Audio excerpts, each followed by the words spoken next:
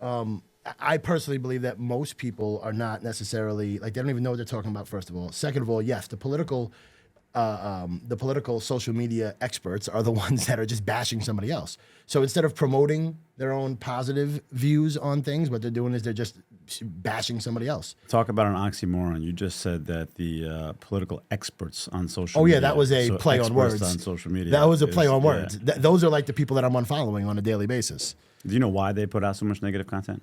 Probably because they don't have, I would say that they don't have anything going on maybe positive in their life that they would rather share, maybe. So I like the scientific side. I like the neuroscience. Like you said before, how you like to dictate what you do, what your life is. Or I try to control it as much as possible. So that way I don't have the people that are, all the negative vibes coming my way. Right. But as soon as you go on social media, it's not the algorithm. The algorithm is just a smart engine putting in front of you. Or AI. Right, to get you to swipe as much as you can. But you're actually being controlled by the dopamine. Meaning that you're talking about the likes. Your brain, no, just the dopamine of scrolling. What's next? What do you see next? Right, the algorithm is trying to capture as much dopamine it can from you. Remember, everything we do is just a drug. We take a drug to release the drugs that our body produces. So dopamine, correct me if I'm wrong, but dopamine is essentially the positive feelings that come from an action. Right. So you go to the gym and you get a dopamine rush because you feel good. You jump in a cold plunge. You might be more serotonin coming out of the gym. You get dopamine and serotonin, but dopamine's like that quick fix, right? Like, let me see a picture of myself. You know, like, oh, that's a great video. Or I'm going to keep watching, this. But the algorithm in social media is about the dopamine. It has to trigger the dopamine. Otherwise, we forget why we do things. We forget that the idea of what we do, why our arms move, why we go somewhere, why we're attracted to certain people, it's all the brain. So social media, the algorithm is just no different than a needle, no different than a pill. The idea is to trigger the dopamine so it releases it from your brain into your body to get that finger to move more. To make you feel good, to continue to do it. Right. So if you're on social media and you do anything but search first, period. When you say search, you're talking about if you're on IG, you're going into your discovery page, and instead of seeing what's on the discovery page, you're actually typing in what you're looking for. Yeah, the reason Google never got considered a drug, right, for dopamine, because you went to Google, unlike Yahoo and AOL back in the day, the homepage was tell me what you want and let me give it to you. Yeah. Okay. Everybody else's homepage was, hey, come to Yahoo and let me put some things in front of you to get you to click in certain ways. Mm-hmm. And a little search bar that says tell me what you want and I'll deliver it to you. Now, if you look at Instagram and you hit search, it already has videos that popped up. You didn't even type a word in yet. Yeah, because it's basing it off of your past history or your location or possibly when you signed up, your age. Smartest drug dealer on the planet. Yeah, age, your sex, your age, whatever it may be, they're dictating to you what. Right. So I find it interesting when you talked about who Stephen Padernacht is. Yeah. Because you have that mental toughness and that mindset of what you want to put together. Yet, I have this saying that I say, all right, listen. Either own your shortcoming or it would own you. Of course. And most mentally tough men will say, I don't have a shortcoming. Well, that's not true. That's very not true. They don't like the words, right? We're triggered in society by words. Political equals negative, right? Trump equals racist, all right? Biden equals liberal. Like these, we just have now triggers, not sentences anymore. So like shortcomings, I can overcome any shortcoming. What are your shortcomings? Most people don't even know. Well, I mean, I personally, and I think it's important for all business owners and for all people, honestly, forget about business for a second, like to know what your shortcomings are. Like, do you know what your shortcomings are? Yeah. I try to change them every day. 1% better every day is the motto. So the reason why I say that I try to control my environment is to try to limit those outside forces that are trying to control what I'm buying, what I'm seeing. And personally, one of my shortcomings is the scroll. Like I can't stand the scroll, and I try to catch myself. I even have a time limit based on my phone, just to give myself another obstacle to stop the scroll. It says, okay, you've reached your 15 minutes for the day, and I have to go click another button that says either continue or ignore limit. So you have a little control over your control. Exactly. Yeah. Well, it's just a reminder that you can. A reminder, like, wait a second, what are you doing? And does it always work? No, but that's something that I'm trying to control. And when we were talking about mental toughness, it's just understanding that and having the ability to try to at least get, like you said, 1% better. Right. And the 1% better is like 3.5 times yourself at the end of the year. 3.5 times. Yes, you're talking about 365. Right, yes. right. 1% better every day is a lot. Yeah, It's a yeah. lot. So then you actually end up being less than 1% better. But then Chris. again, if you could take your life and you could start at one point and you can get legit 365% better, think about where you'd be in a year. It's the old Kobe statement, right? It's mathematical. It's if you go to the gym every single day, all right, at 13 years old to play ball, and you're playing an hour of ball per day, Yep. right, 7 days a week, by the time that you actually get to the season, how much more ball have you played compared to the other kids that Yep. are going practice Yep. once a week Yep. for an hour, then they play one game on the Yep. weekend, and the same thing. Yep. And then you multiply that just that 1 year. If you've played whatever 500 more hours, multiply that by 5 years, by 10 years, Right. by 20. The people can't even catch up, and that's It's a compounding interest. Yep. Effect. I'd like to welcome everybody back to another episode of the Padernacht podcast, Brick by Brick. Today, I am super excited to welcome back a gentleman, not to welcome back, but to welcome a gentleman here who I consider a brother, a friend, a confidant. This gentleman has built numerous multi-million-dollar companies on this continent and other continents around the world. This gentleman, who I just recently learned, has over a dozen patents that are pending and or already filed. This gentleman is somebody who, in my opinion, epitomizes the word hustle. I've known this gentleman for, actually, I don't even know a time in my life that I don't know this gentleman. So he's literally been an older brother figure to me my entire life. So I'd like to welcome John Lim. Thanks, man. Thanks for having me. I guess it's like a welcome back, considering I've known you since you've been in diapers. Yeah, all right. Yeah. Since before diapers. Yeah, right. Exactly. I always talk about the story how like, and I don't know how true it is, but how my mom met your mom when my mom was pregnant with me and your mom was pregnant with Chris. So we legit know each other since before birth.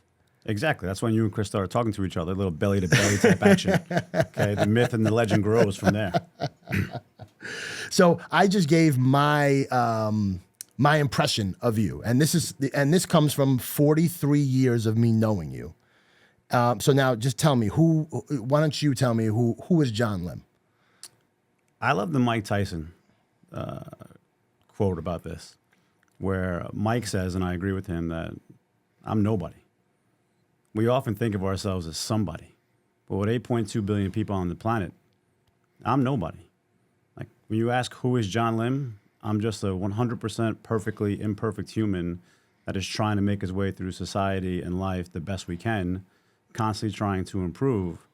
But John Lim himself is nobody. And I think that's the best way to humble yourself and really start out with your day where like, all right, yeah, we want to be somebody, but we're nobody. And I love how Tyson put that out there because it really is like, he's Mike Tyson. I mean, he's Mike. He's the champ. He is the beast. And he'll simply say, I'm nobody. Now, if you called Mike a nobody when we were growing up, he'd knock your teeth out. Right? But now he's just like, yeah. Well, Zen Mike. You said 8 billion people on the planet, and we're one, so we're a small speck. Right. Right? Right, exactly. But that small speck can have an impact, I believe, especially around their own surroundings. Well, it's like a seed, right? A seed starts very, very small. And the next thing you know, you have a redwood forest with these trees that are monstrous, living 100 plus years old. So absolutely. So when I say I'm nobody, it's just me humbling myself that in the grand scheme of things, in this big planet and in this big world of people and things, I really am just a person. Now that speck I like to grow, right? That speck I like to be part of that forest and surround myself. I find trees fascinating. Okay. I have a theory that actually when your soul passes until it goes into another body, it stays in a tree. Trees are the most similar things to human on the planet. When you think about it, right? We're shedding our skin. Okay. We shed ourselves. So whether you lose weight, grow, learn something, be a better person, inject mental toughness, grow in whatever way you want to grow, right? You're constantly shedding. But we can't do it alone. We need other humans. So the tree by itself is destined to die early. The tree with the forest, when the roots are connected on the ground, right? We have networks, so our roots are connected on the ground and we're close to each other. we just grow stronger. And we could provide shade for others. Shade for others, oxygen for others. Like the value that trees provide for humans is the same value humans provide for humans if we just get out of our own way. That's interesting. And you're right. Leaves fall, right? But then they grow back. Yep. And so if we're going to go with that analogy, right? Which it's interesting. I never heard it that way before. But if we're going to go with that analogy, you know, when a tree dies, right? You still can use the wood, or let's just say things that you have left in this world for other purposes. Right. The tree has a legacy, has use after death. Now, how big of a use that has depends on what kind of tree it is, of course, right? How tall you grew or what aspects you have. And that's the same with humans. At the end, whether we have family or don't have family, whether we have money or not money, it's what do we leave behind? You know, you asked me as a pre-interview, what's my motto? Yep. Right? Sharing is caring. The more you share, right, innately, it's the more you care. Not about yourself, but about others. And then if you give away that knowledge, right, or give away that gift or money or whatever you're sharing, that allows you to live on past the time that you have on this earth. Interesting. So tell me how, growing up, you surely were not this introspective that I can recall. So tell me, you know, early days. I remember, as we were talking off air about, I remember the paper route. I remember the Bronx Zoo. I remember the cell phone kiosks. So how did you end up on this path of becoming an entrepreneur? I think my story is a little different than most because I started so young, right? So I started at 10, right? And I say most that you might have on here, but not most entrepreneurs, right? I developed it out of a need. So I needed money to survive at that young age. So I had to figure out how to get it. I mean, it really started so as you know, we grew up pretty poor, all right? There was 4 of us in a 2-bedroom apartment, just the kids outside of 2 parents, which meant nothing because I never felt poor whatsoever. But as soon as you have kids of your own, a family of your own, and you think about, hey, there's 2 kids living in the same bedroom as me. Okay, that's an eye-opening thing where it was like, I don't know how. Now I know why my parents didn't got separated. I don't know how you guys stood together as soon as you had 2 of us. Like, where do you fit everybody? You know, no privacy whatsoever. So I'll never forget the parents had a rule. We're like, hey, we can't buy you new sneakers until they're worn to the ground, holes in them type stuff, and you can't buy a pair of sneakers over $50. All right, cool. No. But as a kid, deal. That's just normal. That's just normal, yeah. right? Not everybody had something over it. It wasn't like I was the only poor kid in the neighborhood. We all had the same aspect of hand-me-downs. Hand-me-downs, poured them. Lucky for you, you were the oldest, so you had them new. Okay, but I was the most active, so I couldn't even give hand-me-downs in that case. Because you wore them out. I wore them out, okay? And my younger brothers happened to be smaller than me. All right, now they're both bigger than me, but you know, I can't call them my younger brothers anymore. Right? Or my little brothers, they're my younger brothers. Yeah. But one day, my dad, we were at on Broadway.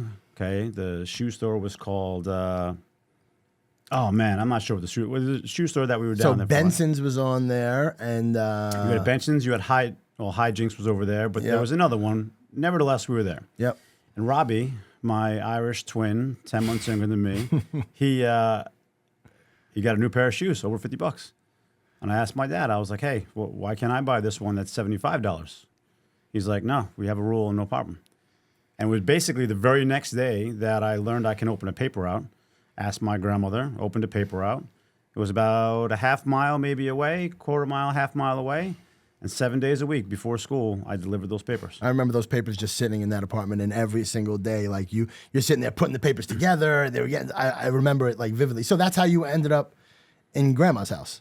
Yeah, because that's where you got the papers delivered to, and yeah. Listen, plus it gave you a little bit of privacy. Yes. In that scenario. Yeah, so yeah, my grandma moving next door was probably the thing that saved my life. Actually. Yeah.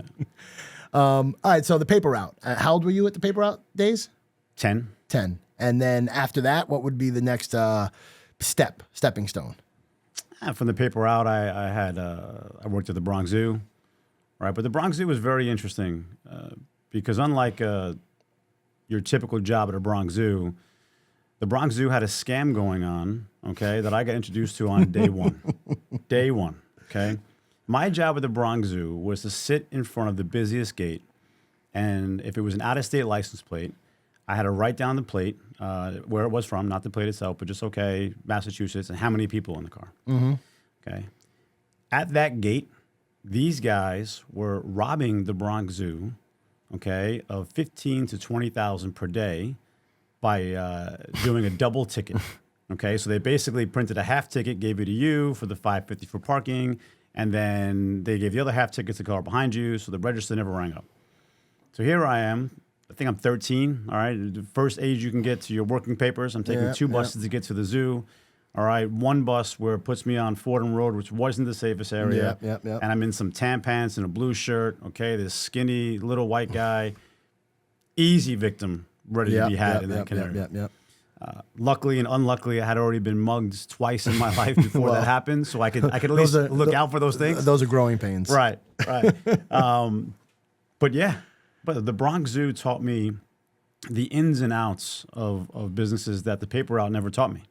I mean, the paper route was great. Like, we grew it. It was the first trip I took internationally. I took my grandmother to Toronto and Montreal. Oh, really? I didn't know that. Yep. So I paid for all of that. So you and Grandma were like almost like partners? We were partners. We did it every single day.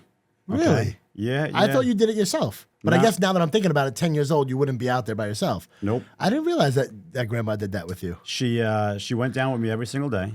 She'd hold the elevator. I'd run and drop the papers. We did collections every Friday night at first. But then collections were so bad, right, on every Friday night, that I started memorizing and writing down who got paid on what day. Then eventually I did collections every day. Oh, because like this guy over at this house, come back on Wednesday. And then it was like, it just turned into the Wednesdays. Right. So the paper route in really simple terms was basically you had it on consignment. Yep. I got it on consignment. I dropped the papers down. Yep. I had to pay the daily news. They had to pay me. I had to front money, okay, at times at 10 years old, front money to get the papers because people would be 2-3 weeks behind. And I had to manage a ledger. Yeah, okay. Bookkeeping. Yeah. Accounts receivable. It was early. Crazy. Early. But I learned a really interesting lesson about partnerships and laziness at that point. So you mentioned about being hustle. By the time I was in, say, 7th grade, I think at this point, right? Actually, 8th grade. It was in 8th grade now. I still had the paper out. And I was starting to get a little lazier from that morning, not waking up in the morning as much. Of course, at 13 years old, young boy, I know everything on the planet. No one could tell me anything. I'm the smartest kid in the world. I'm the best basketball player. You name it. Yeah. One morning, my grandma wakes me up to go do the papers. And I'm like, Grandma, I don't feel like doing it right now. I'll do it in 20 minutes. Okay? Now, mind you, she actually did the papers with me in the morning. We came back. Okay? She then got on a bus to go to work. I then walked to school. So this morning, I'm mad. I don't want to get up. So I actually don't do the papers. She goes and does the papers. And she comes back and wakes me up. And she says, listen, John, you got to get up, okay? You're going to be late for school, plus you have to do the papers. I'm like, Grandma, what are you talking about? You just did the papers. No, I did my half of the papers. Your half is sitting right by the door. If I was you, I'd hurry up and get them done. There you go. One of the greatest lessons I was ever taught in my life. There you go. Yeah. There you go. See, like that sort of accountability, most parents, grandparents would have just gone and done the paper route themselves. Yep. And that sort of accountability is the difference between kind of what sets people on their paths. Like, so I had a paper route also, not necessarily a paper route, but like, so the Cold City on Sedgwick Avenue, next to it was Village Square Video. And Village Square Video, every Sunday morning, they sold the papers.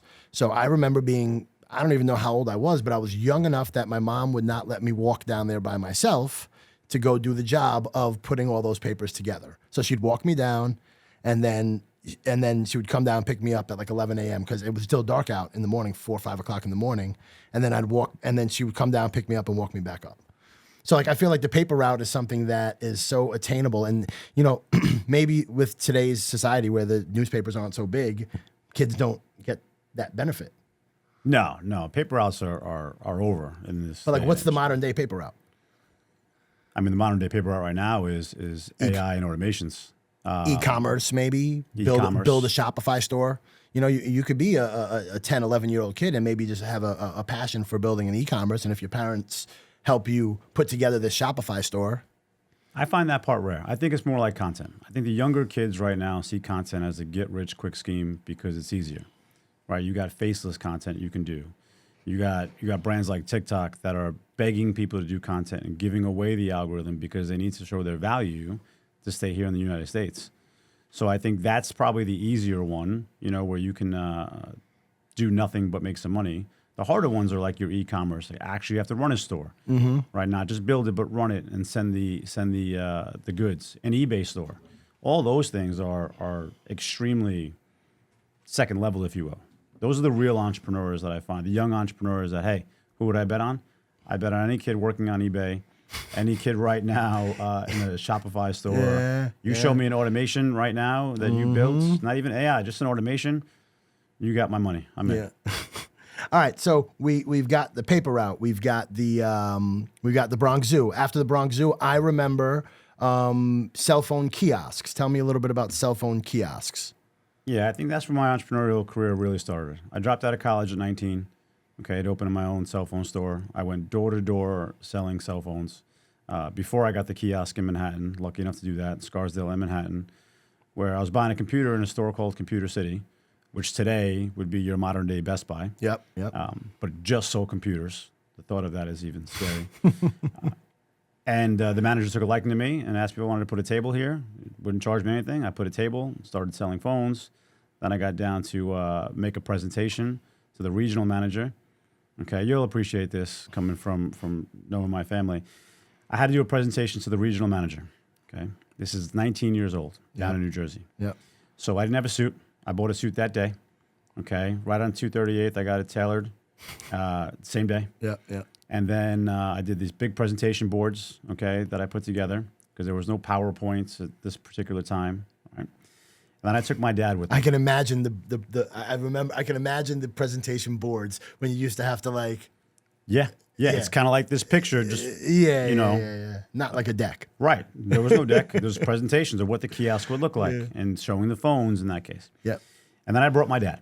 Okay. And right before we go to this meeting, we're about to walk into the meeting. Rest in peace, Jack. Yes, rest in peace, Dad. I told him, don't say a word. He said, John, what if they ask me a question? You told you. Don't say a word. Any question that comes your way, I'll ask. Okay.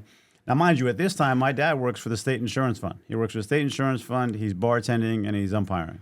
Okay. So he doesn't know what I do or what's going on. He had a beeper or a pager, if you called it back then, but he didn't answer any questions about phones and marketing and business, nothing. We do the meeting. Okay. This guy starts all sitting back in the chair. Okay, there's 3 people in the room. You can see there's little interest. And then all of a sudden, 10, 15 minutes into it, elbows are on the table, and now we have interest. Now I got them. Yeah. Okay. Meeting's about a half an hour. They love it. They're going to give me a kiosk in Manhattan, their flagship location on 40th and right across the street from Bryant Park, 40th and 6th Avenue. Okay.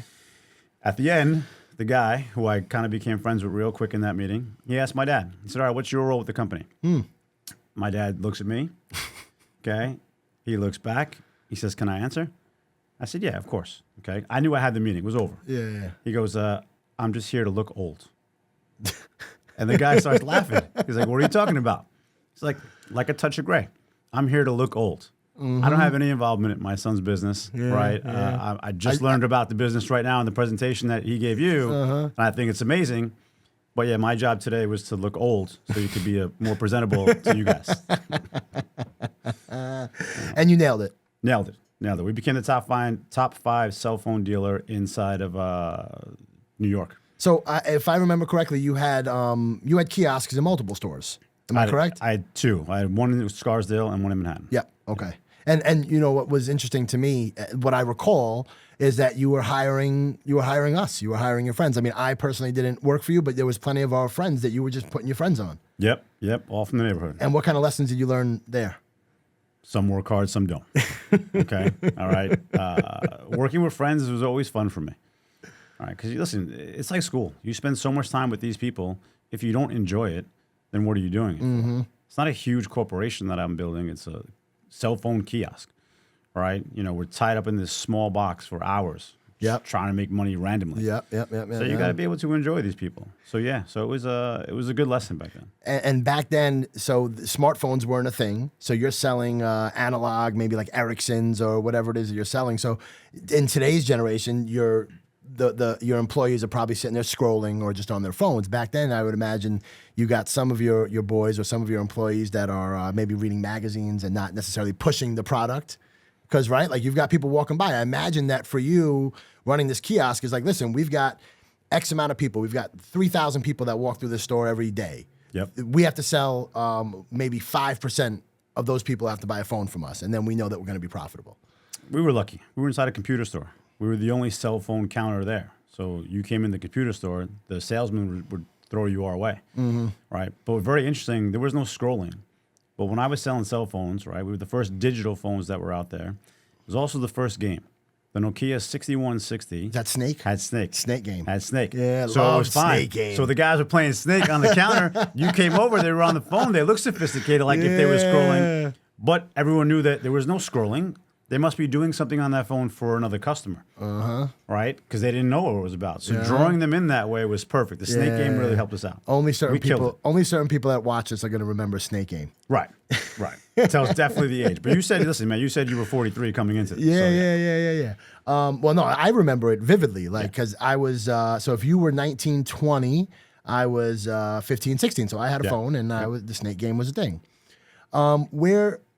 Let me ask you a question, lesson-wise. At that age, and you're hiring friends, did you ever have to fire anybody? And who was the first person that you ever had to kind of let go? And we're not going to give any names, but like lessons that you learned and maybe some obstacles that you faced in letting somebody go. Maybe even somebody that you know. I mean, back then, if you had to fire anybody, and I didn't have to fire anybody at that point. You know, the biggest lesson I learned then was more tragic than firing somebody. But when it came to firing somebody when I was younger, it was easy. Because my rule is never let me be your boss. I don't want to be your boss. I didn't open a company to be a boss. Right? There's no egotistical drive in that nature. We work together. Now, if I have to fire you, it really means you just quit. I'm just the one telling you that you quit. So that's really how I've lived all of my businesses. So it was never difficult for me to let you go because you already let it go. Gotcha. Right, I fought hard for you for months, days, years, whatever it was. And you just came to a point that you really quit on us. Not me, but us, because it's a company. And now it's time for me to tell it to you because you're just too afraid to tell it to yourself. So you could express that so well right now after being in business for so long. But as a young business owner, did you ever, how did you get to be able to express this so well? I think it's sports, right? So to finish the telecom story, the reason that it was more tragic than me having to fire everybody is because I had to fire everybody. Oh, because the company went. So here I am. I got a kiosk. I got phones, right? Inventory. Okay, I'm in the middle of Manhattan. I'm killing it. All right, I would leave on a Friday night with $10,000 to $15,000 in cash from selling this particular phone. I was selling AT&T service, and my number one customer was Verizon employees because they had nothing back then. Like, it was horrible. And we were killing it. I mean, I was shipping phones to Puerto Rico, okay, because they didn't have that phones that we had up here. And that Nokia 6160 was the first phone, because it was digital, that would work on any network. Okay. So all of a sudden, I go from being in Manhattan at about 20, 21 years old, 10, 15 grand every Friday night in my pocket, to one day being told, you got 48 hours to pack up and leave. Otherwise, all of this is owned by the liquidators. Oh, Computer City went out of business. Computer City got bought by CompUSA. We had 48 hours to get kicked out. Okay, I had no money management skills. I had no putting money away skills. Okay, I lived basically week by week. I owed my family money. My uncle gave me $10,000, his life savings. I had to pay him back, see them every single Thanksgiving and Christmas until I did. So I went into a real funk. Yeah. You know, I basically, I got lost for a week. I was drunk every single day, okay, doing whatever I can just to forget the pain and the embarrassment of losing a business, firing your friends. Really feeling like a failure at that time. Yeah. And you're what, 20, 21 at this time? I mean, how long were you down there? I'm 20 going on 21. So Gotcha. about a year and a half to 2 years. Okay. So after that, right? And so how'd you get out of that funk? So one day, okay, my dad, who refused to be my customer, because he told me that I'd be out of business. Oh man, I couldn't stand him for that. I swear. But he was factually right. I went out of business. So he wouldn't give me his beeper business, even though he was paying a lot more than I was. So we went to go see his dad, my grandfather, at the cemetery. Yeah. And I was notorious for falling asleep in the car. So I fell asleep in the car after we saw him. Okay. I basically been drunk for an entire week. And at a way too young of an age in that scenario. I wake up in the car. I wake up in front of a store where he had his beeper. And he basically got me a job interview right there. I wasn't dressed for a job interview. I didn't care to talk to anybody. I didn't care about his store. Matter of fact, I hated his store because the guy had my dad's business money each month, and he wouldn't give it to me. Is this Eagle Express? Eagle Express. And is this, which location is this? They only had one, McLean Avenue. McLean Avenue. Was Yep. it what was the one on Yonkers Avenue? That was one that I opened up later on. Gotcha. Yeah, Okay. yeah. Yeah. So on McLean Avenue, I walked in, okay, did a job interview. Right And it's there. fitting that your father did his business on McLean Avenue, considering the rusting nail probably was over that way. Yeah, my dad was notorious. Right? For those listening to the podcast, McLean Avenue is basically at one point it's the most bars in one street in one block. Yeah. Okay, and it is the closest thing to the Bronx that you have from the Bronx and Westchester. Basically, they decided to take the border of the Bronx and Westchester and make it McLean Avenue and put nothing but bars on it. Yeah. So before you cross the border, you had to have a drink. All right. So he takes you in here for this interview, Eagle Express. I do the interview. I don't want to do it. Okay. The guys ask me a bunch of questions. I answer them. Truthfully, of course. I didn't want to embarrass my dad. And I got the job. It was actually the first time I had he asked me, how much do you want to get paid? And I had no idea. Yeah. All right. I was like, you know what? I don't know. I'll get back to you. He's like, all right, just tell me tomorrow how much you want to make and we'll figure it out. I said, all right. I want $39,500. Yeah. How'd you come up with that number? $750 a week. There you go. So he was like, done. And right there was the first point of negotiation where I was like, damn. You shot too low. Shot too low. Shot too low. Got to come back to that. Lessons learned. Yeah. Yeah, so I was there for a few years before I left, and then I never looked back. I've been getting my own paycheck or creating my own paycheck for 20 plus years.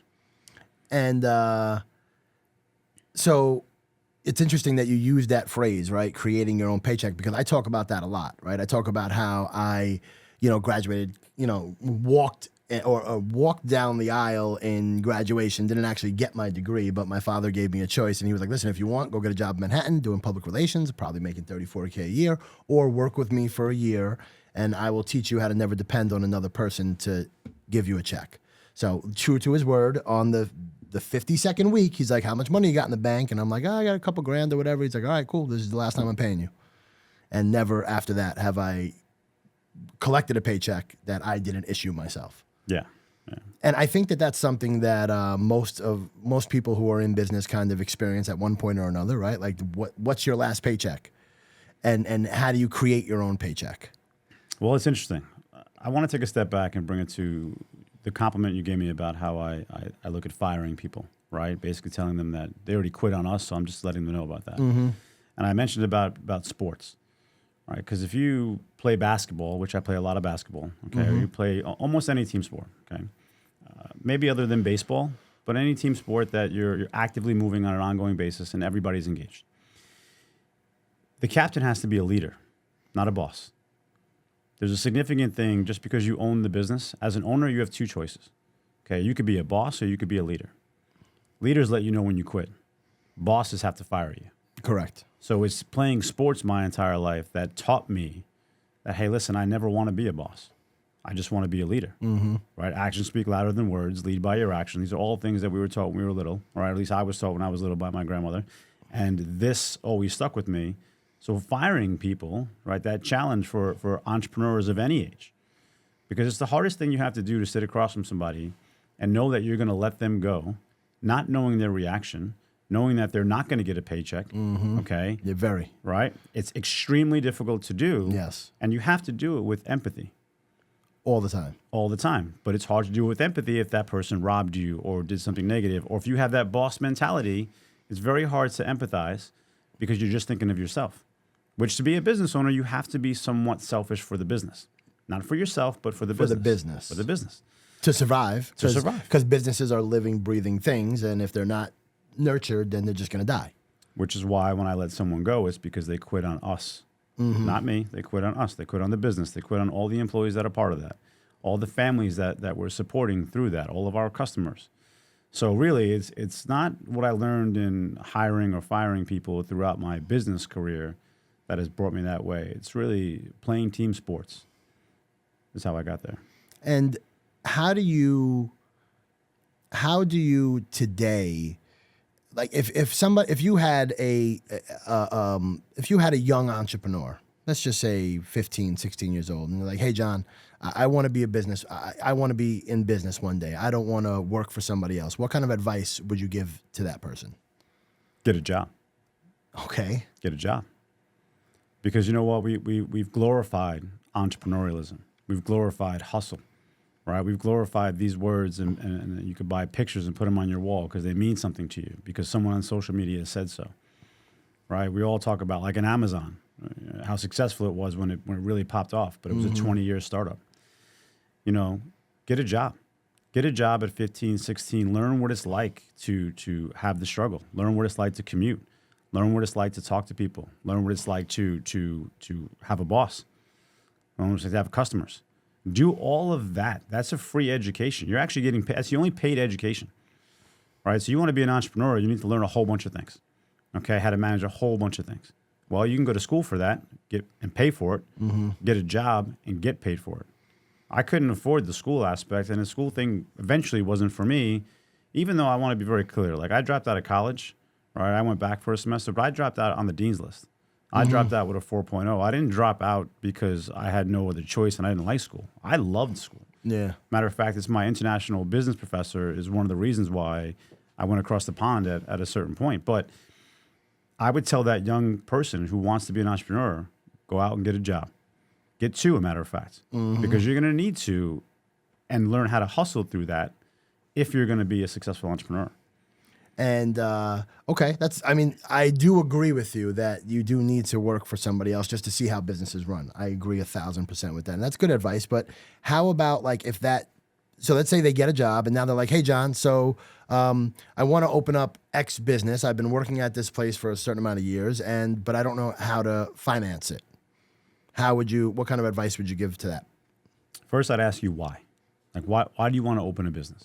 Because they don't want to work for somebody else. Right. Because they saw on Instagram that no one's ever got rich off a paycheck. Or maybe they saw maybe their father owned a business. Maybe their father owned a tire repair shop, and they saw him be successful at that. And maybe they just had the bug. Right. Because you and I didn't see on social media business owners.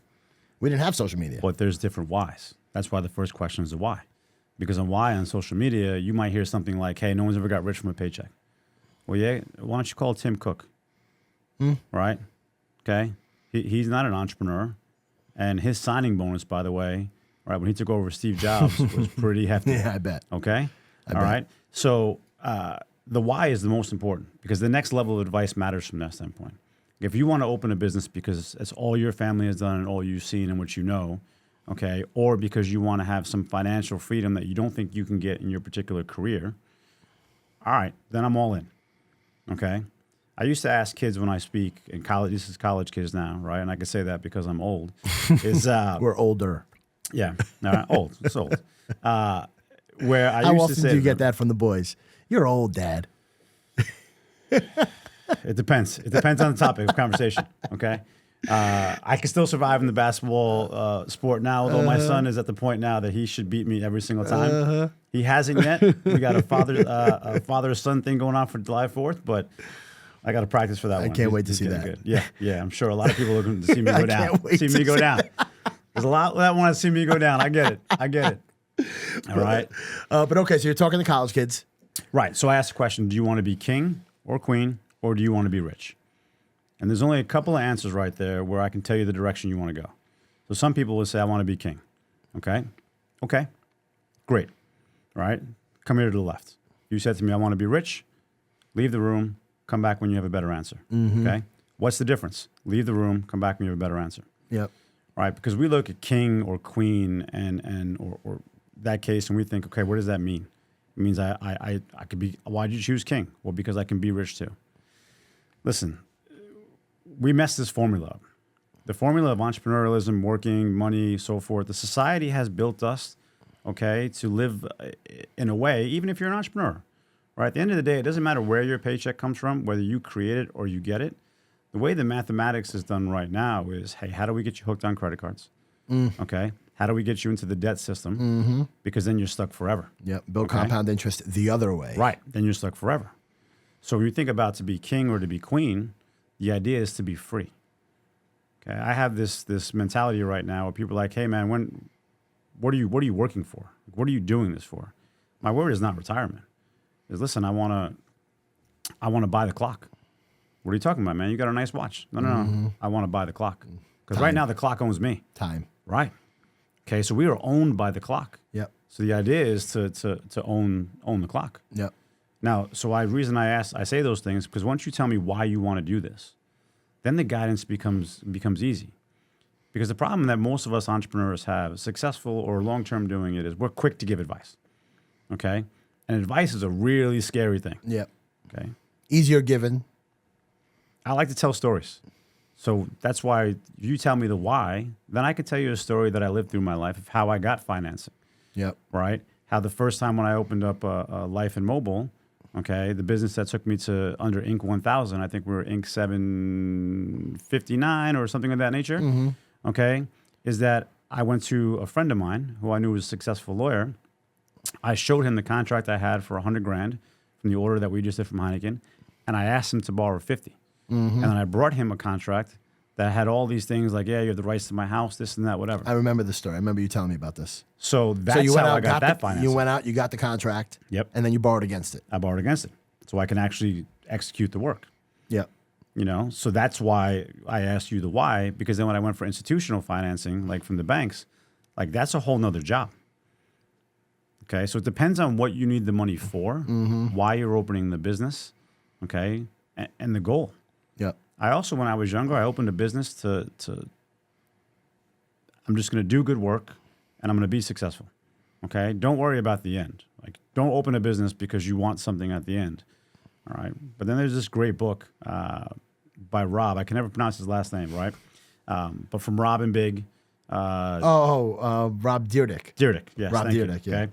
He put this book out there where, and I might screw the title up, but basically it's like start with the end. Yep. Okay, start with the end. So, all right, I'm going to open a business today. Great. What are you going to do? I'm going to sell it in 5 years. They tell you, like, don't build a business to sell it. Just build a business, have a good product, and have a good living. No. Start with the end. Today, any business that I've opened up, since I've read that, I start with the end. What's the end in mind? Because the thing is, it's so important to figure out, like, hey, what kind of company am I going to set up? So if the end in mind is for me to sell this business, okay, and that's the number one goal that I'm going to go after, then I'm opening up a C corporation because the United States government will give you a tax-free check up to $10 million when you sell that business. But if I'm not building this to sell this, then a C corporation will give you double tax, where you can open up an S corporation where that's taxable income just as if you were getting a paycheck. So it's a pass-through tax entity. But if you do the S corporation, okay, and you sell the business in 5 years for $10 million, you pay tax. Because it flows through to your personals. Exactly. Yep. Right? I learned that. So these are all these little things where we often just jump to answer the question. But when you're talking about someone's future, like an entrepreneur, someone who's just starting out, to your point of like, okay, great, I'm starting out, I'm 15 or I'm 25. Yeah. I just left my job, I want to do it. Or 35 or 45, if that's what you choose to do. That's the beautiful thing about business is, you know, like that you hear all these stories about people that like, you know, failed, and then, you know, became successful. So like, you know, but yeah, as a new entrepreneur. At whatever age. But it's the scariest thing that person has to do. They just don't know it yet. Yeah, they're losing the security of that paycheck every week. Everything. You just don't know it yet. So that's why I am so honored when someone asks me that question, that my job in that answer is to make sure that I'm answering the right question. Depending on why. Exactly. Why do you want to start a business? Yep. And why do you want to start it? Why do you want to raise the money? What's the point of doing so? I feel like working backwards, that's a great point about working backwards and figuring out with the end in mind, because it kind of guides all of your decisions. Like you said, C-Corp, S-Corp, right? Like, am I building automations to be able to, pass them so that way somebody else can come in and run them, or am I going to run this business forever? Yep. So it kind of just guides your decisions on an everyday basis. And, how important to you do you think a person's core values are in how they're running a business? Like who that person is as a person? Because there's plenty of successful people out here, plenty of millionaires out here that are running successful businesses, but they're not good people. So how important do you think that those two correlate? I don't know if there's a correlation between your core values and whether your business is successful or not, right? Because you could be the nicest person in the world and just not be a good executor, right? You could be the nastiest person in the world, okay, ruthless and just want to make some money and also not be a good executor, right? Business takes a vision. From the vision, you need to be able to execute that vision, okay? So you need to have an operator for that matter, okay? So no matter what business you have. So the vision, the execution of that business, all right? And then managing the finances of it. It's basically what we do in life. So you could be a really good person and have really messed up finances. Yep. Okay? Yep. Your life is a business, especially if you have a house and you have kids and you have cars. I tell people that all the time. It's a business. Your life is a business. Yeah, absolutely. Okay? Absolutely. All right. The only difference of the person who's going out shopping and you or I owning the business and operating it is we try to put ourselves in a different mindset. But the truth is that an entrepreneurial mindset you should use in every day of life. Like I teach the kids right now because I think our math is messed up. Right? One, okay, it's very difficult to understand how credit card math works. Oh, boy. Okay? One, you can't read it in the fine print, okay? Should be illegal, all right? You should have a little font. It has to be at least 12 for that matter, all right? The Or fine maybe print. 10, right? Legitimately the fine print. Okay, that's number one. Number two, they don't give you the math. They don't give you the calculator. No, of course not. There's no credit card calculator, right? That's out there. Just your APR number, 20 point, whatever. Yeah, figure it out. But Figure out what the daily but they is don't and tell so you. forth. They don't tell you how it compounds the other way. Right. Now, we don't teach people about compounding interest on the other side. Like, hey, listen, you're going to spend $100 on this sweater, okay? Well, let me tell you what that $100 can be in 1 year. Let me tell you what the $100 will be in 10 years. Yep. Okay, so if you told a young kid at 16 that you're about to buy some sneakers for $200, and you say, all right, listen, before you buy those sneakers for $200, you could buy the sneakers for $50, the ones on sale, take the $150 that you have left over, And be able to buy 10 pairs in 10 years. right? So I think I think that goes back to your dopamine analogy earlier, right? Because you want those fresh J's, you want people to notice them. You get that dopamine rush when you're doing it. So you're willing to spend the money and take the short dopamine hit instead of learning the long game. It's the shortcut. So the truth is, right, we all need dopamine. Every day we're chasing dopamine, okay? But there's a shortcut to get dopamine, all right? And then there's the harder way to get it. Your shortcut is buying something you can't afford, okay? Or going on social media, right?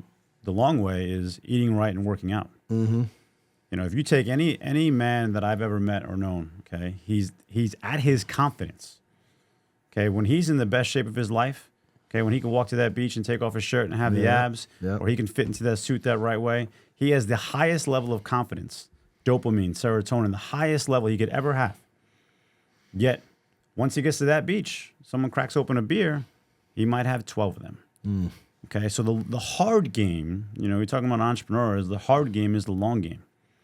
But you have to know why you're doing it. Yeah. The short game of the dopamine is buying those sneakers, okay, for more than you can afford. And right now, society is about, listen, we're in this get-rich-quick scheme. We're in this get dopamine fast world. And we don't recognize how dangerous that is across the board. It's very dangerous because you're making decisions just based off your immediate gratification instead of thinking about how it affects you long term. And then we wonder why so many people are dying of heart attacks because they're eating those burgers and the fast food and instead of saying I'm going to have some chicken and broccoli. Right. and or they're not financially secure, and why so many people are so dependent upon Social Security and dependent on these things because they haven't necessarily planned correctly, or they made some bad decisions early on and they're paying for it now with that compound interest the other way. Exactly. So again, always bringing it back to the why. Why are you doing this? Why are you going to go down this journey, right? For the hardest thing that you're going to do in your career, okay, is work for yourself. Right? Yes. Tell me why. Work for yourself. Tell me why before I give you any answer that because you're honoring me with the question, so I need to honor you with the right answer. Mm-hmm. Let's talk about some of the. How did you get into the patent business, and maybe share some of the patents that you have, or maybe that you're currently working on?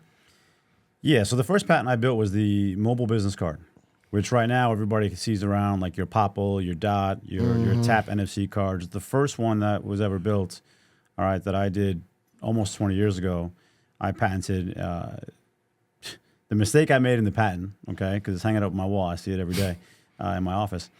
The mistake I made is I didn't put the hashtag in the design. Okay, these are pre-Twitter days now. All right, so how I give you my business card is I would take your number, I type your number into my phone, no smartphones, pre-smartphone era. Yep. Take your number into my phone. I then put the hashtag, number sign, okay, depending on your age, what you call it. Then I'd put your name after that, and it would send you my business card, okay? Yep. Sorry, I remember this my hashtag number, Steve Pad. I remember I had mine. Because it had to pull from the system to send the right contact information Yep. to the right person, all right? The hashtag. Had I put that in my patent, now I didn't do enough research to say that I would have owned it, but had I put that in my patent, at least in the mobile world, I can take some credit for it, all right? But no, like that, I just thought it was a good idea, and I wanted to protect it, and I learned a lot about patents then. And then I partnered up with a guy named John Pax, who is like modern day Thomas Edison type patent writer. And him and I just started building patents based around the weather. Okay. Time, date, location, and weather. We knew early on that the mobile device was a real thing. Okay, I call it your sixth sense. It's the only thing that affects your entire chemistry makeup of your body that you were not innately born with. So, for example, if I were to put a blindfold on you right now, it takes anywhere from 25, 35 minutes before your body recognizes that, hey, you should be seeing, but you're not. So it adjusts your other senses. It heightens your other senses. Okay. And that happens across the board. Which is why somebody who is deaf and or blind or whatever has great other senses. Right, because the body's compensating for it. Yep. Okay. So the mobile device is, to me, your sixth sense. If I were to take that away from you right now, okay, you start to lose a bunch of security, just like taking your eyesight away or taking your hearing away. Yep. So we knew early on that this was going to affect humans in a way that nobody really understood. And humans are mostly affected by weather. Okay, it changes your mood, your mindset. Okay, for those who have hair, okay, for women who have hair, unlike myself, it changes what you're going to wear, how you're going to do your hair. You and me both, right? buddy. The products. You and me Yep. Listen, God gives everybody hair. Everybody. Yep. He just takes it away from the special ones. Yes. That's a good one. So Need to put that on a t-shirt. Yeah, exactly. There we go. We'll start that right now. Print on demand t-shirts, okay? All right, so patents. So you partnered up with John Pax. Yep. And you're still doing patents to this day. Am I correct? Yeah, so I have a couple on my own, and then John and I have a patent portfolio, all based around the mobile device and altering the experience based on time, date, location, and weather. Gotcha. Okay. And tell me about this product right here. This is called the Forever Memory. Oh, the Forever Memory. Yeah, tell me a little bit about this. Because this is is this a pending patent, or you have this patent already? No, this is part of our pending patent portfolio. Okay. Yeah. So I lost my largest clients recently, right? So going into 2024, I basically was getting fired. Okay. By fired, I mean my largest client at the time. I knew we were going to go into a battle. Okay. And that consisted of 70, 80% of my income. Wow. All right. Of course, all the companies that I own. Wow. So a lot of things were tied to it. And I knew that battle, okay, was going to be a battle in the beginning of the year. And I also knew at the end of that battle, there was no salvaging it. This was a breakup. This was a goodbye. This was over. Yep. So now I had to figure out, what am I going to do? Okay. And it was extremely difficult moments in that scenario. I won't forget it. I'm sitting down on a chair in my house. I pour myself a nice, healthy glass of scotch. And that first glass of scotch, I was pure depression. What am I going to do? I can't believe this is happening. Okay, I got to start over again at 46 years old. I'll be 46 by the time. Start over again at 46 years old. I have 3 kids. I'm a single dad. There were so many things going on right there that first glass was pure depression. Yep. Okay. So like any other mentally strong individual, what did I do? I poured a second glass. Okay. Halfway through that second glass, okay, because that second glass was still real about feeling sorry for myself and a lot of depression in that second glass, okay? Which I think is okay to an extent. Like, you're allowed to feel sorry for yourself. Just can't get stuck there. Right. You got to be, listen, you accept those human emotions. Yeah, of course.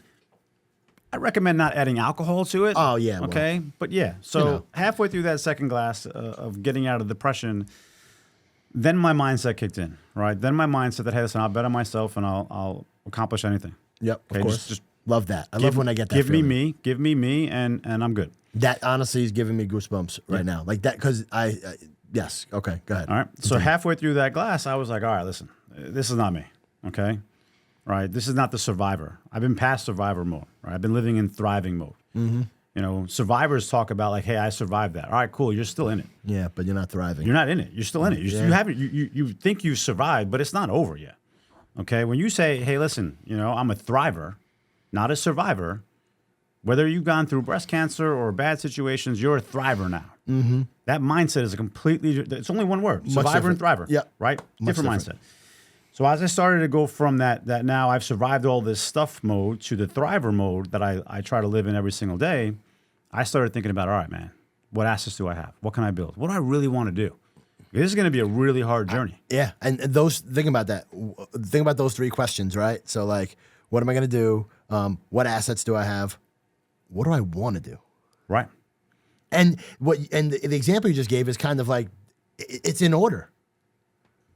Well, because listen, man, I'm not a kid anymore, right? I have not only my own 3 children that I have to support, okay, but I have people that dedicated over a decade to me that have children that my ideas, hard work, and vision and execution level is supporting them too. Yep. So I take that really serious in what's going to happen. And by that, next. you're talking about your employees, right? Yeah. Okay. All these people that have dedicated time to put this together, so most of them are losing their job too.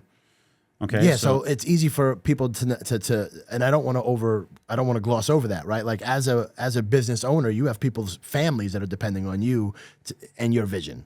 And you're losing your biggest client at this point, so now you're worried about your own family, but now you're also worried about their families.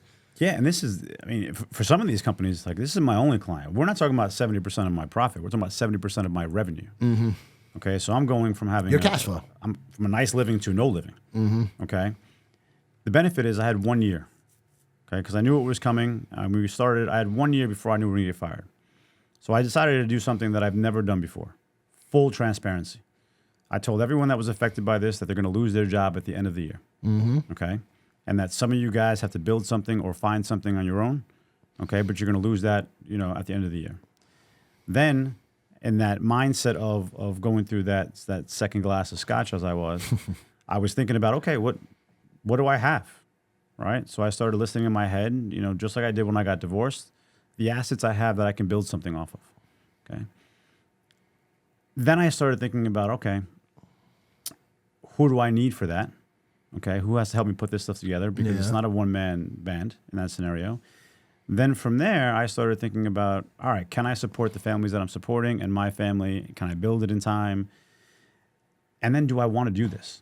Because now I'm here at this point where as a 46-year-old, okay, this year I'll be 47, entrepreneur with some money in the bank, okay, kids in this scenario, looking at the next 7 to 10 years, a job is looking really good right now. The security. Okay, a job is looking really good right now. Yeah. Because I don't have to build to earn the so-called retirement, as people would say, but I have to replace that cash flow. So getting a job right now sounds good. Never looked better. Yeah.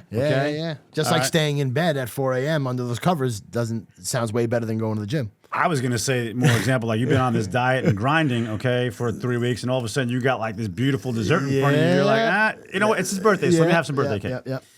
But same analogy, right? So it never looked better.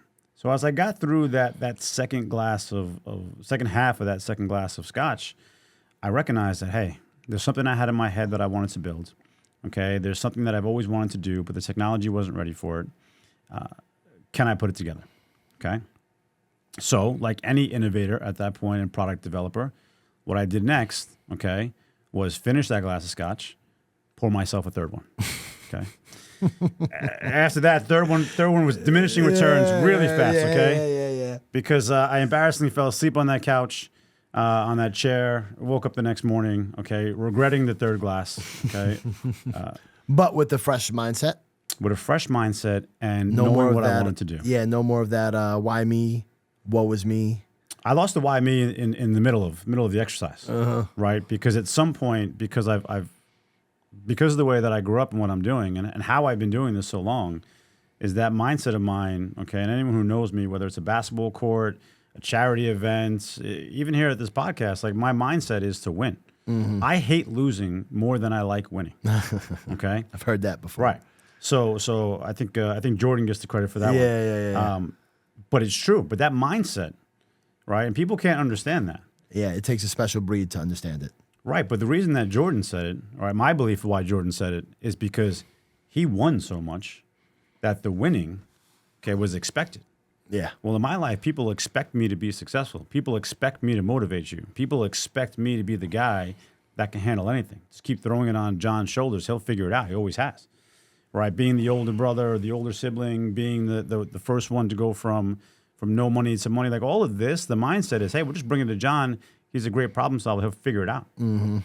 So to bring it back to why you ask, like, what am I doing now and what's the products and such, that I built my world on B2B. So SaaS platforms, B2B businesses, selling. I'm really good at selling. So I decided that, hey, I don't want to do that anymore. All right, not at the same level, okay? Not to get a business to do something that's going to take too long. So I decided to build an e-commerce business off of some of my favorite technology, okay? Number one, it uses NFC technology. So it's the same technology that you would have in like your tap, right? So your tap to pay, your tap to smile, as we call it, tap to remember, right? All of that, which I learned about in 2008. The problem was the phones weren't going to allow it yet. Not every phone had it. Apple was very strict about it. So that world ended. So now it's wide open for the taking. Okay. Those who try to capitalize on it and done a pretty good job are those who've done basically your digital business cards. Yeah. Okay. These individuals have done a great job on having that contactless side. Yeah. Now, the reason the digital business card, even though I created one back then, and I created a contactless one called Share Card, hasn't been ultra successful as it could have been, is because no one thought about the psychology of it. See, when I built the mobile business card, I wasn't asking you to take out anything. Okay, you think about a business card when you say, hey, listen, let me have your business card. I take it out of my pocket, I hand it to you. If you say now, like, hey, let me have your business card. Oh, yeah, I'll give you a business card. Take out your phone. I'm sorry. Take out my phone? Yeah. My most intimate device. You want me to do something in that scenario? Yeah. So I love the technology. I love what those before me and even our team have done with the digital business card. It has some assets, but I think it's peaked. So I decided to take that technology and put them into direct-to-consumer products. Right, the Forever Memory one is a very important one to me. It's the first one that I'm launching out of a series of brands and products that we have. And what the Forever Memory is, okay, is it's 2 NFC-enabled tags. One is for the tombstone and one is for the refrigerator. The tombstone. Tombstone. We're talking death. Talking death. Okay, talking all Very strong emotion. All the ones that we've lost. Okay, your dad built a great legacy in the neighborhood we grew up in. Matter of fact, you have a street sign. Okay, so the name is there, but no one knows anything about your dad. Okay, unless they knew your dad. So those who are lucky enough to have met him or have lived an experience with him, we can come back and touch that. So you guys did an amazing job by naming a street after him. But the kids today, okay, meet me on Howard Padernacht Boulevard over here, and I'll meet you there to go out somewhere. Yeah. But imagine if you can tap that street sign with your phone, and you can relive the moments that defined your dad's legacy. That's interesting. Right? That made him do all the great things, right? His laugh that I remember as a kid, okay? Him telling me, hey, listen, it's late, go home, okay? Go do your homework in that scenario. Now, these moments are what we live on. Now, when you go to a tombstone, we minimize all of these moments to a simple dash. Yeah. Okay, the day Yep. you were born, Yep. day you're dead, and some dash line, It's going to represent the everything. whole life. Okay, in today's day and world of Instagram, TikTok, Facebook, Snapchat, the next one they're coming out with, right? Everywhere. We have all of these pictures and videos from our phones. I have 40,000 plus videos and pictures on my phones. They live there. They live there. But now the forever memory allows me to walk up to your dad's tombstone and I can tap it with my phone and I can relive and learn about your dad. The same way that you can do it on your refrigerator. So it's almost like a profile, like a social media profile. But when we were looking at it, it looked like you got a feed. So like I was looking at all the pictures of your father. I was able to hear his voice. Like, so somebody can go up to the tombstone, tap that, and then you'll see pictures of him.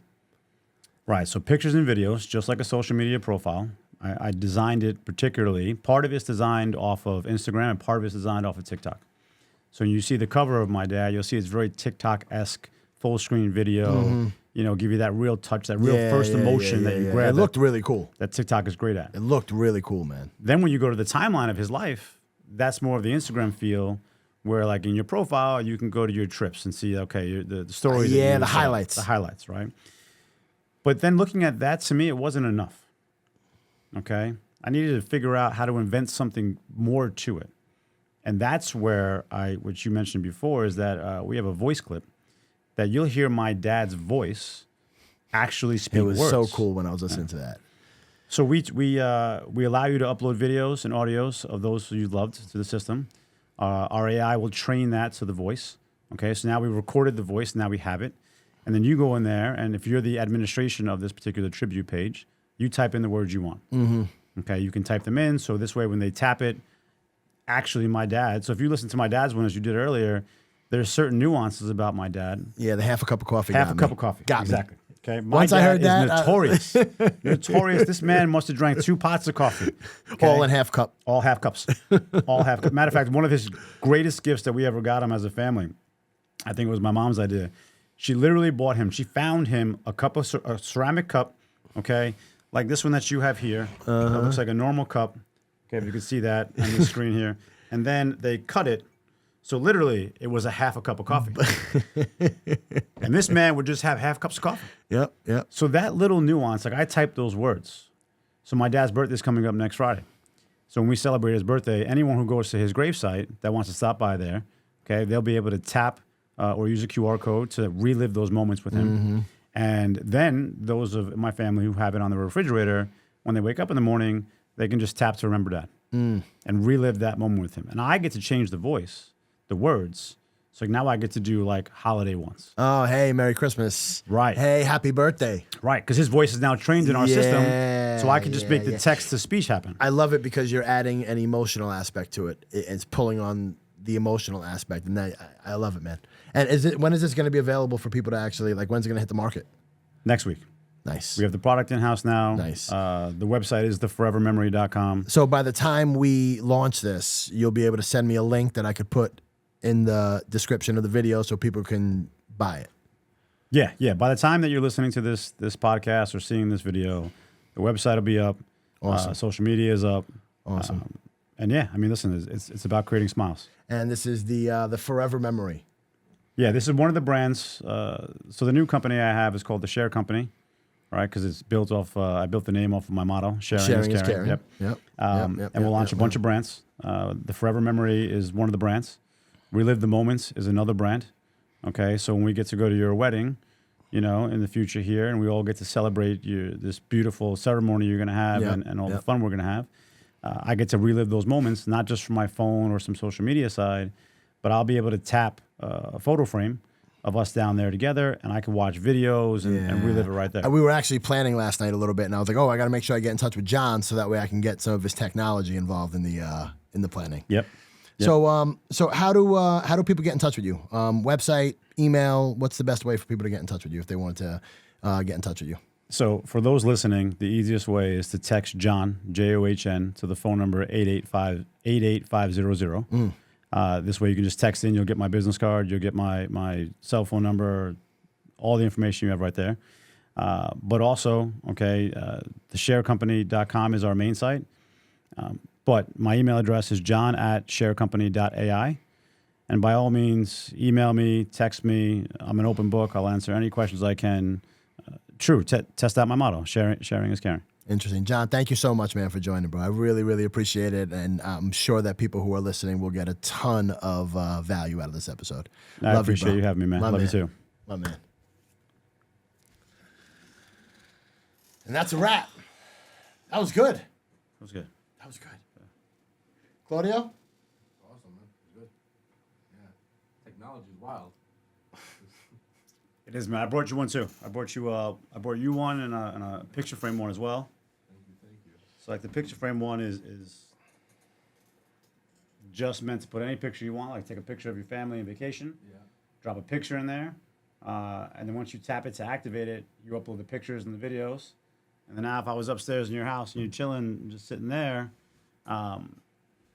just tap in and relive it. Matter of fact, it's one of the things that the podcast that I'm thinking about launching and doing, every guest that I would have a picture of us. I take a picture right here, right? Ideally, print it right now, give it to them, and say, hey, man, listen, as soon as we're up and running, this entire podcast, right, will be right here, right in the screen. Pretty cool, man. That's awesome. John, that was good, dude. What do you think? You good with everything? Yeah, man. Of course, I can tell you right now 10 different ways we could do it better. Of course. But Well,